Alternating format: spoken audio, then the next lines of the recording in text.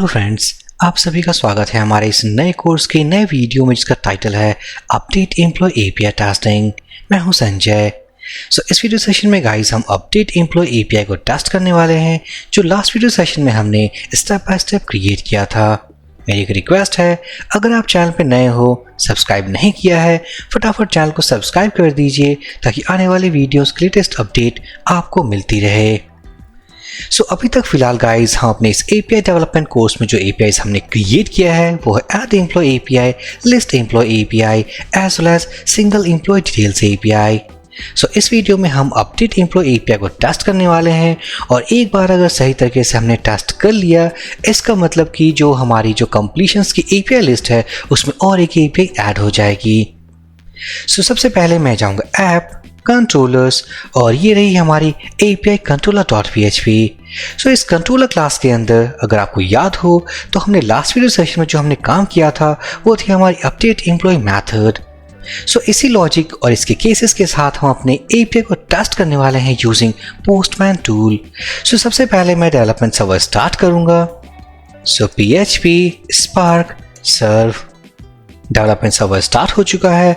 मैं जाऊंगा एडिटर में और हम ओपन करने वाले हैं कॉन्फ़िग फोल्डर के अंदर से routes.php।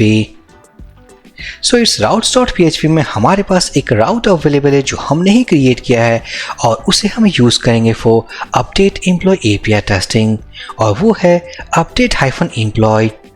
इस राउट को हम हिट करने वाले हैं यूजिंग पोर्ट रिक्वेस्ट टाइप।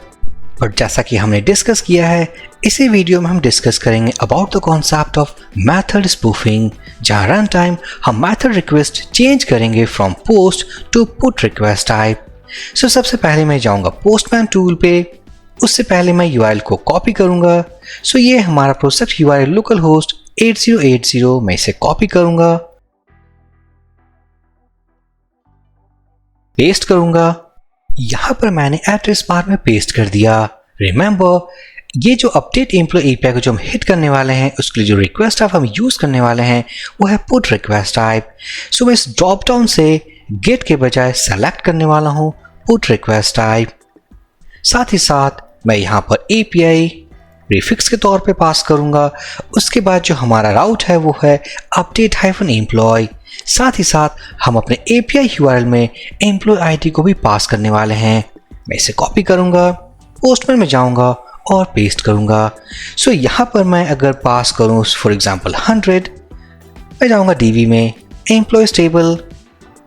हमारे पास टेबल में जो एम्प्लॉयज अवेलेबल है अगर उनकी IDs को देखें तो 1 2 3 4। यहाँ पर हमारे पास कोई 100 ID एग्जिस्ट नहीं करती है।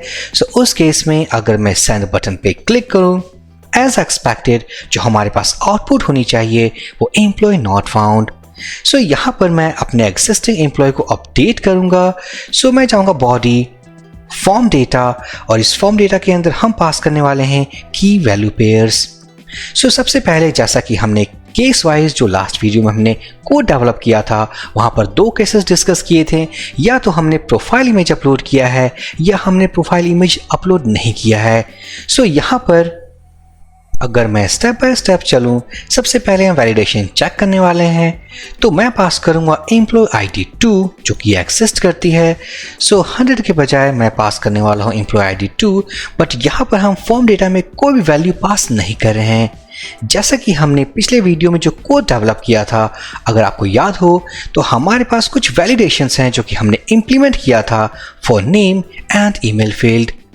यहाँ पर इस API को अगर हम एग्जिस्टिंग एम्प्लॉय ID के साथ अगर हम API URL हिट कर रहे हैं तो हमें नेम और ईमेल फील्ड पास करना है, बट हमने यहाँ पर कोई डेटा पास नहीं किया है। अगर मैं क्लिक करूँ सेंड तो एज एक्सपेक्टेड हमारे पास वैलिडेशन एरर मैसेजेस हैं।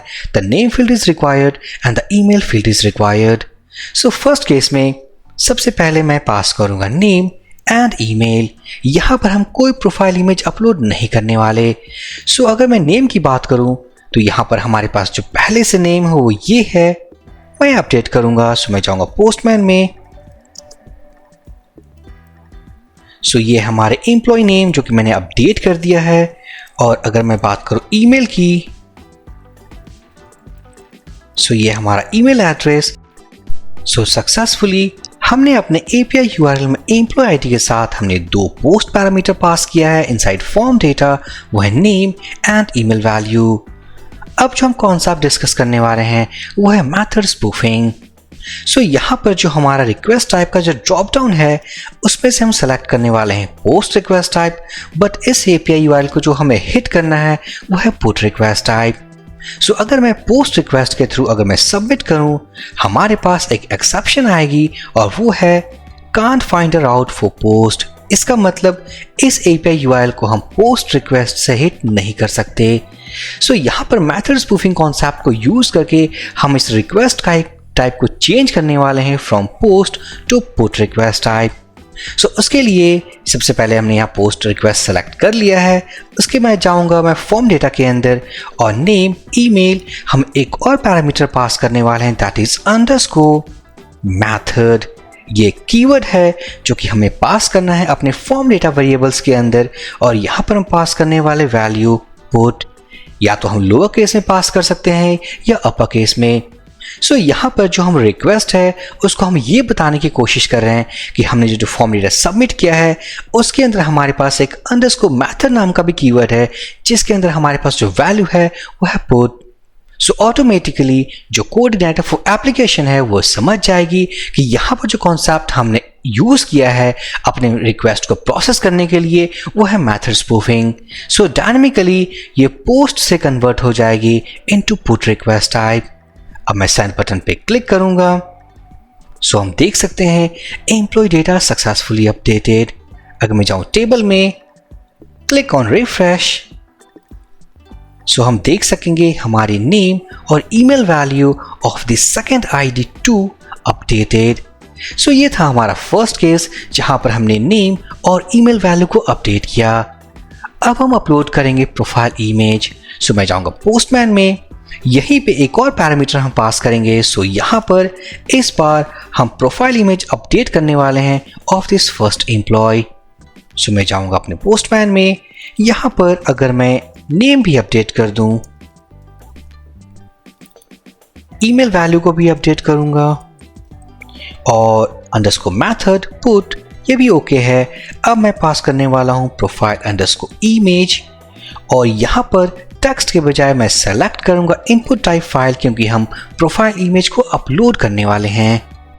मैं क्लिक करूंगा चूज फाइल, मैं इस इमेज को सेलेक्ट करने वाला हूं, क्लिक ऑन ओपन, हमने अपलोड कर लिया है। अब मैं क्लिक करूंगा send file, employ data successfully updated. Okay, हमने यहाँ मिस्टेक कर दिया है। वो मिस्टेक ये कि हमने एग्जिस्टिंग एम्प्लॉय को ही अपडेट कर दिया है। सो अगर मैं एम्प्लॉय ID 1 पास करूं, click on send button again, तो हमारे पास एक एक्सेप्शन है दैट इज कि जो ईमेल एड्रेस जो हमने एंटर किया है वह है डुप्लीकेट एंट्री। सो हम क्या करने वाले हैं, हम इसे थोड़ा अपडेट कर देंगे क्योंकि हमने इस यूनिक का वैलिडेशन अपने टेबल में लगाया हुआ है। सो मैं दोबारा से क्लिक करूंगा सेंड बटन पे with this employ ID 1 employ data successfully updated. अगर मैं जाऊं टेबल में, क्लिक ऑन रीलोड, सो हम देख पाएंगे हमारा जो फर्स्ट एम्प्लॉय ID है वो अपडेट हो चुका है with this profile image. So successfully जितने भी केसेस हमने अपने अपडेट एम्प्लॉय मेथड के अंदर जो इम्प्लीमेंट किया था वो सक्सेसफुल तरीके से वर्क कर रहा है। सो इसका मतलब हमने जो APIs फिलहाल अभी तक जो कंप्लीट किया है वो है add employ API, list employ API, single employ details API और फाइनली इस वीडियो के हेल्प से जो हमने कंप्लीट किया है वो है update employ API। So finally अब लास्ट वीडियो सेशन में हम देखेंगे all about delete employ API। So for this video session guys, thank you for watching and have a great day.